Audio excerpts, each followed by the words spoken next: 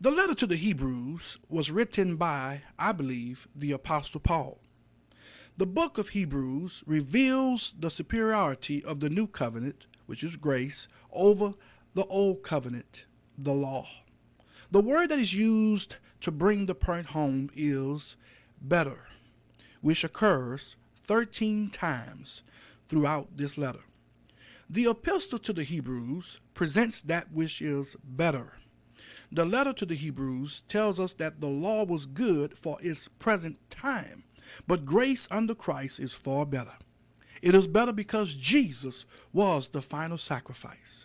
And because of his death, burial, and resurrection, we have eternal life today.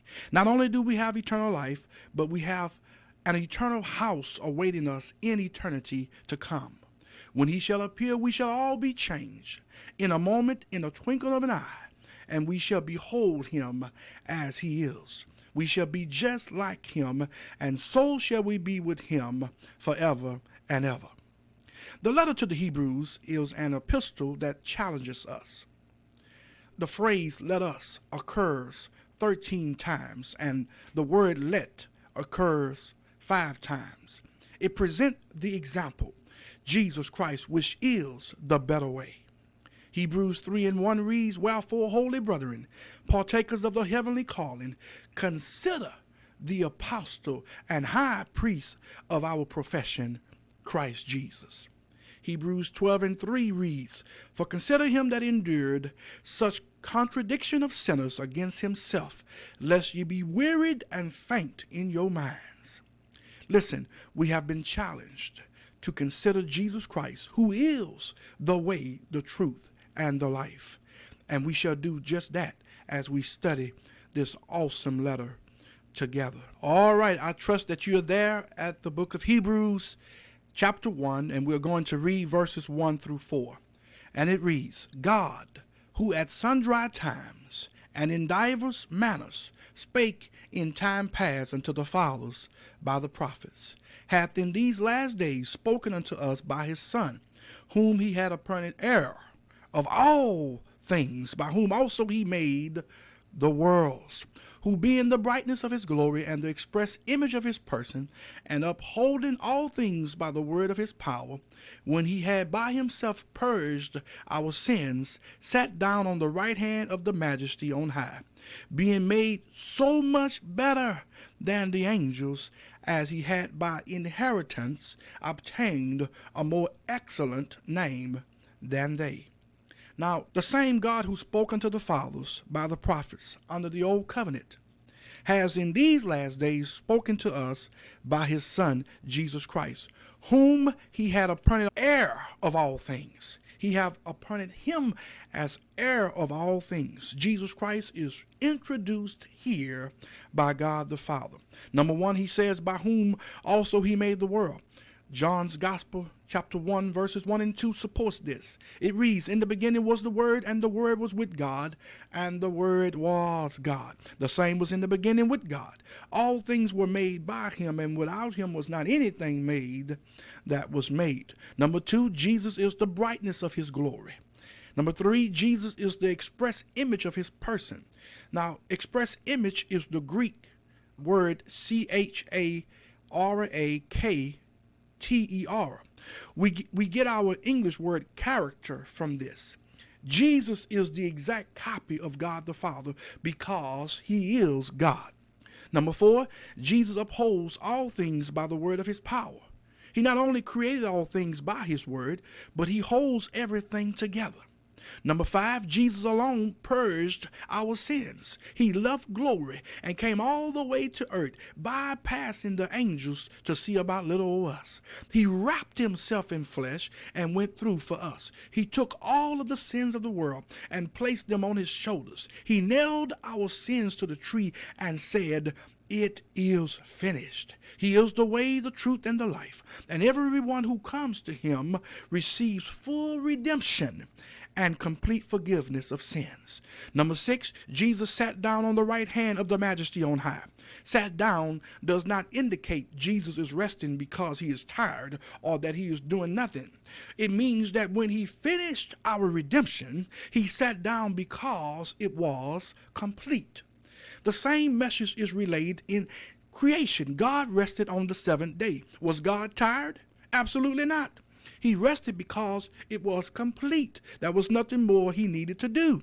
There was nothing more for Jesus to do. He did it all. It is finished.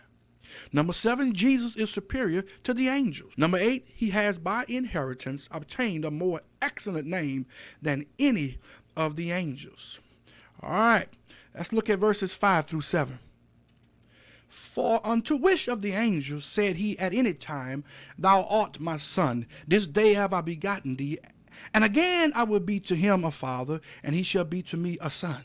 And again, when he bringeth in the first begotten into the world, he said, And let all the angels of God worship him. And of the angels, he said, Who maketh his angels spirits, and his ministers a flame of fire. Now, these verses are quotations from Old Testament scriptures that shows Jesus Christ's superiority over the angels. Paul makes it plain here that the angels are inferior to Christ.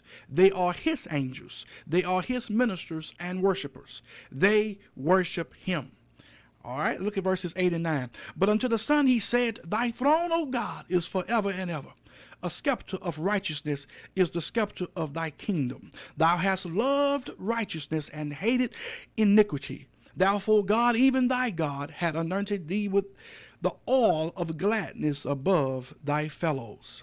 Now, these verses are a quotation from Psalm 45, verses 6 and 7. Psalm 45 reveals that there is one coming in the line of David who will rule in righteousness. This one who is coming, according to the writer to the Hebrews, is the Lord Jesus Christ. He is the one who will rule in righteousness because he hates iniquity. God the Father has anointed God the Son with all of gladness above his fellows. God the Father did not give any of the angels that right to rule the earth. That right was only given to God the Son. He is the Messiah. He is the King of all kings and Lord of all lords, who will set up his kingdom on the earth and will rule for 1,000 years. When this takes place, the world will witness for the first time in history a complete righteous worldwide rulership. He is the superior one whose throne is forever and ever.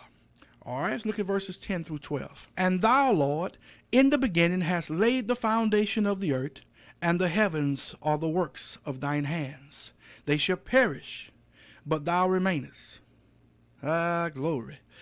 And they all shall wax old as doeth a garment. As a vesture shalt thou fold them up, and they shall be changed. But thou art the same, and thy years shall not fail. These verses are quoted from Psalms 102, verses 25 through 27. It shows here that Jesus Christ is the creator. Angels are the creatures because they were created. Jesus is the creator. All right, let's look at verses 13 and 14. But to which of the angels said he at any time, Sit on my right hand until I make thine enemies thy footstool? Are they not all ministering spirits sent forth to minister for them who shall be heirs of salvation? Now, verse 13 is a quote from Psalms 110 and verse 1. The writer to the Hebrews is continuing to show Jesus' superiority over the angels. He makes it plain here. Christ is the Son. Angels are servants. Christ is the King. Angels are creatures. Jesus Christ, at this present moment, is waiting until his enemies will be made his footstool. God the Father never gave such a promise to any of the angels. The promise was given to his Son, and he shall rule. This chapter sets before us the deity and the exaltation of Jesus Christ. He is greater than the angels.